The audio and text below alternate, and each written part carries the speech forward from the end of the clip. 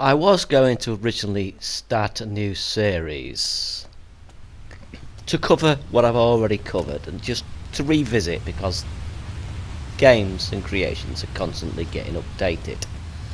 But what I've decided instead is to include some in my shorts. It just seems a little bit much to start another series just for updates. So I'm going to start including some what I consider significant updates to experiences I've already checked out. And the first one here is Borderlands. When I first shared this, it's probably twice the size it was, maybe a little more actually, and he's improved it quite a bit with bits of detail here and there. You'll notice extra boxes, graffiti on the wall, slightly better lighting. So yeah, that's what I'm doing. I'm showing you the full playthrough of this one from start to finish. I've cut out a little bit of the transitions just to keep it short because it was rather long. But look, do you see how he's added more colour into this? I think some of those trees and bushes are new too. But yeah, I thought it was better to add it into the shorts rather than start yet another series. But I've got far too many as it is, and YouTube only allows for 10 different playlists, and I'm already having to put multiple playlists in one playlist to cover it all. And I've got a couple of other series I'm not working on at the moment, but they're definitely there. One of which I'm considering starting soon. I don't know, don't hold me to that. I've got so many I've got to go back to, like my Tommy's Mystery, I'm going back to that, and my tutorials I'm going back to that, and Creator Showcase I'll be going back to that. So yeah, but I just thought it was the best thing to do to add it into the shorts instead. And you'll get to see, just keep watching, you'll see after a certain time you'll notice some changes. I think it was just beyond this point. The start has changed, if you'd noticed. It didn't start at that point when I first showed this. It's just walking at the moment. I don't know whether he's got any intention of adding any gameplay into this. I don't know. I don't feel he needs to. I think it's probably just a proof of concept. I'm sure he could take the same style and the same approach and apply it to a game. And I do like that hand-drawn look with thick borders around each thing. It's approximating cel shading, isn't it? But it's not really cel shading. Although I don't think you would even call Borderlands cel shading. I don't really know. But this is all new that wasn't in my previous videos. Some actual platforming sections. I think maybe he could do with making a few of them move. I don't know. Like I said, I think it's just a proof of concept level. He's picked the ideal sort of atmospheric music, or ambience as you would call it. But yeah, from this point on, well, this and from this point on is all new. I was surprised how much is added to it. And this roof section too.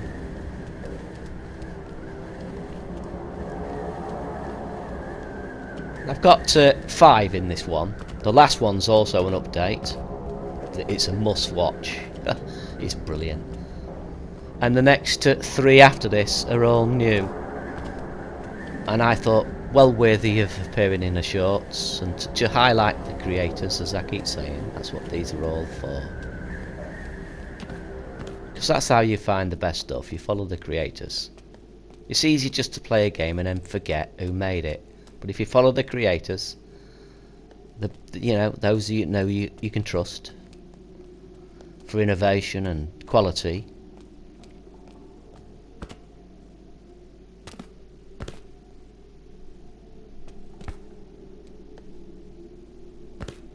I thought I'd died there.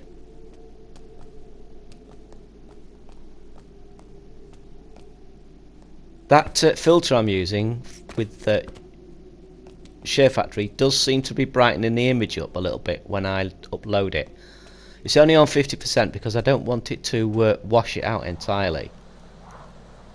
I can put it up to 100%. So feel free to tell me if on your TV it does look like the darker areas are a bit lighter. And they were exceedingly dark before, if you remember correctly.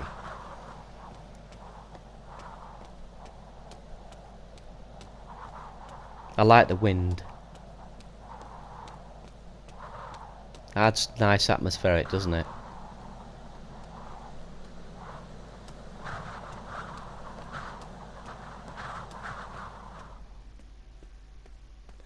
And this, I was quite surprised by it. I started wandering around it, and I thought, yeah, actually, it's got something about it.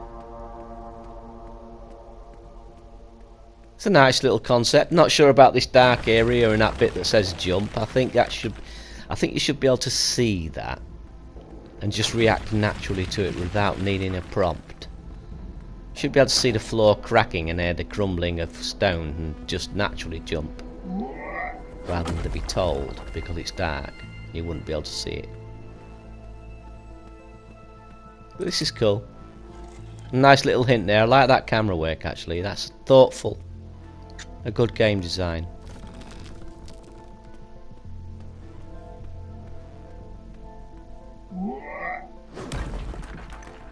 I don't go all the way through it, obviously. I just want to give you a decent chunk of gameplay. I also try to move around as smoothly as possible. I've noticed that when people play games that they jerk the camera around. Because I'm showcasing these levels, I want my camera work to be as smooth as I can possibly get it so you can take it all in properly. That's why I'm moving the way I do. I want you to see what it looks like as well as what it plays like.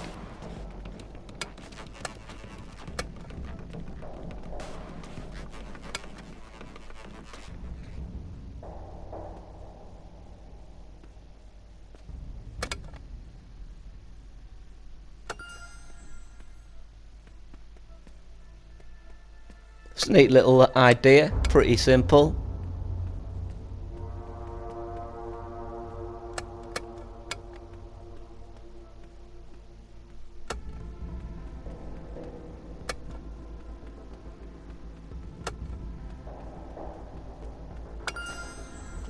There you go, and that opens that. Pretty neat. I couldn't get past this bit, but I thought this was...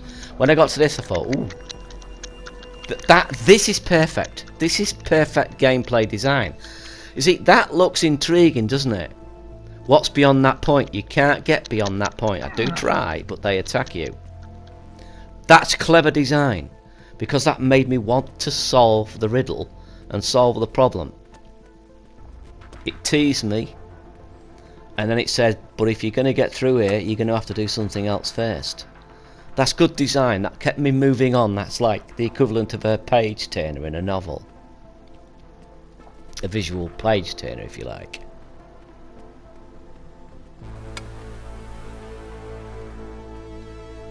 I'm never sure about enemies. I think if you put enemies in games, they've got to be exceptionally well done.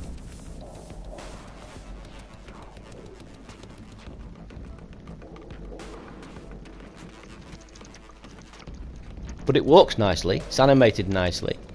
It poses no real great threat. You don't appear to die very easily anyway. That was more about the exploration. As you know, that's what I prefer. But I felt a nice sense of progression. And that's what you want, isn't it? And I stopped at this bit. There was a...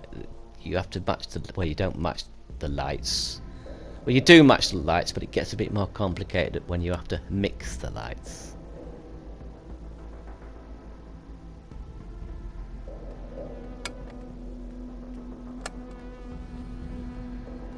So now you see I want red.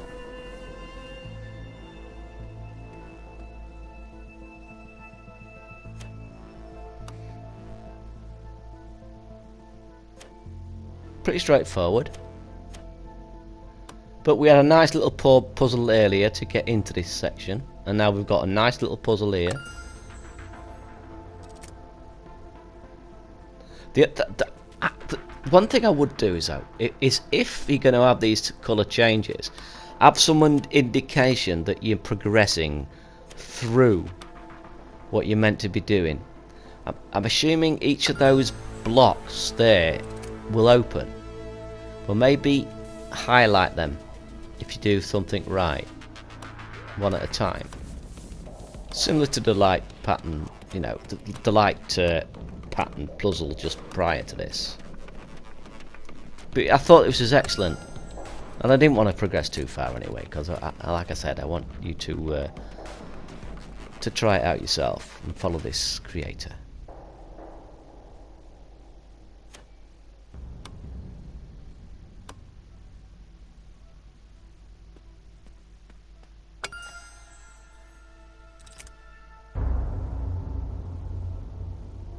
There was some sort of noise there, you see. And this I just liked. Pretty straightforward. Pretty straightforward. I would much prefer a flat fog down there though. I would make that a flat. Maybe even just use a stroke and have that moving as the fog down here.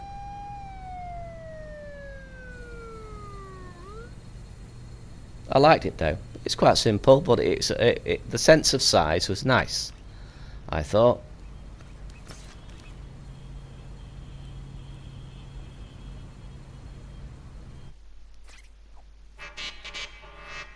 I do skip things like this because the thing is that I never know how long they're going to last.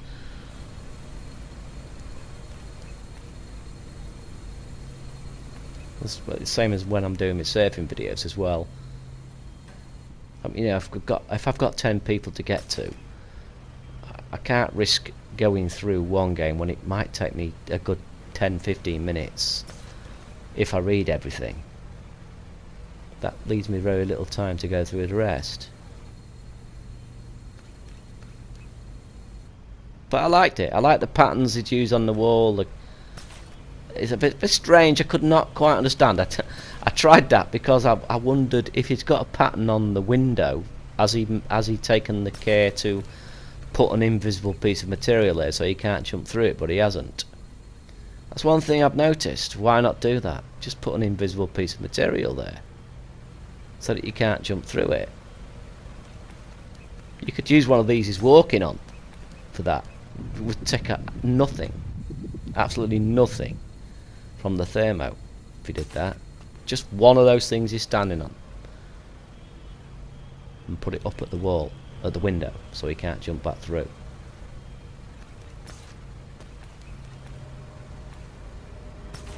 It's straightforward, run-of-the-mill stuff, but I just liked it. I liked the way it was set out. I thought it was cool.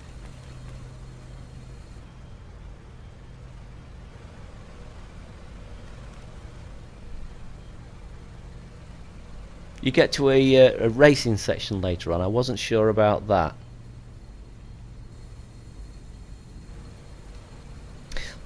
Like I said, you know, these are things I can't even approach yet. So I appreciate them. See, there's so many things to read.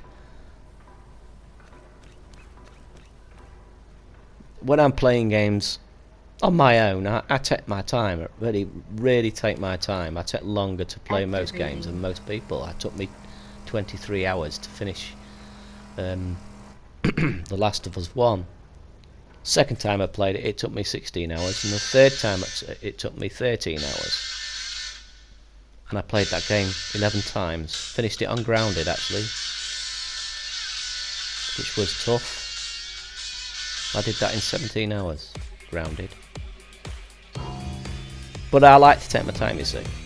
See, I wasn't sure about this. There's no steering left and right. It's basically the objects coming towards you and you having to jump at the right time. but I couldn't quite work out how close I was to that pipe, which is why I jumped at the wrong time. But it's cool. It's good. And this, I just loved it. I don't know what it is. I like the aesthetic. I like the domes. I like the domes and the palm trees. Something about domes and palm trees that fits together perfectly. It evokes the idea of a futuristic city, maybe even not of this world. But I liked it because of how clean the image was. And it's clean because, yeah, you guessed it, he puts the fog back. It's lovely. The use of colours is nice too. I wish I'd have checked that car just to see if I could drive around in it, but I didn't. He's got his own sky. He's got flying cars above. Like I said, I do wish people would just go and look for a character. There's so many creators out there who've put a lot of effort into creating great characters, and I'm not seeing them used. That could be why I've seen a big drop-off of character creation. I am really struggling to find characters now, and that could be why people are not using them, so they're thinking, what's the point in making the effort? Start using the characters you're being provided with. Just use them. Encourage these people to continue. If you keep using a little blue man, they're not even going to bother to make the effort.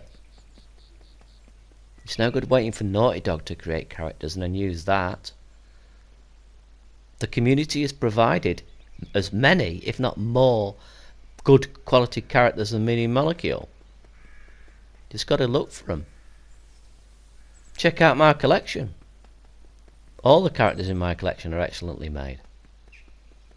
And there's one just, there's one suited for this. And if you check out the creator of that character, like Maya or Iris Smile, you're going to find lots of characters equally as well made that might be suited to your environment. So yeah, the little blue guy's okay, but just get a character. And I could do with a bit of music in this as well. Although, I don't know, I couldn't make my mind up. I was thinking that during the time I was playing it, but I didn't know. I wasn't sure whether it was better to be quiet. Because you could hear the sound of the birds, you see.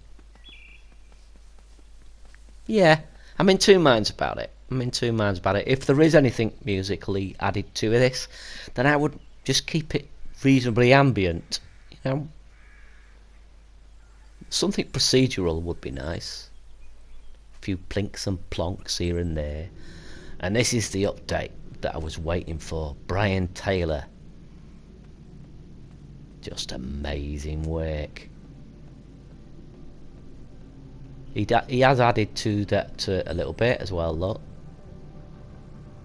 He's put a few more details on the floor. He's added to the pipes, and he's brought more detail to this area. I thought he would. I didn't think it was finished. But his lighting, just take notice of how he puts the lighting in. He places this lighting carefully, sideways on.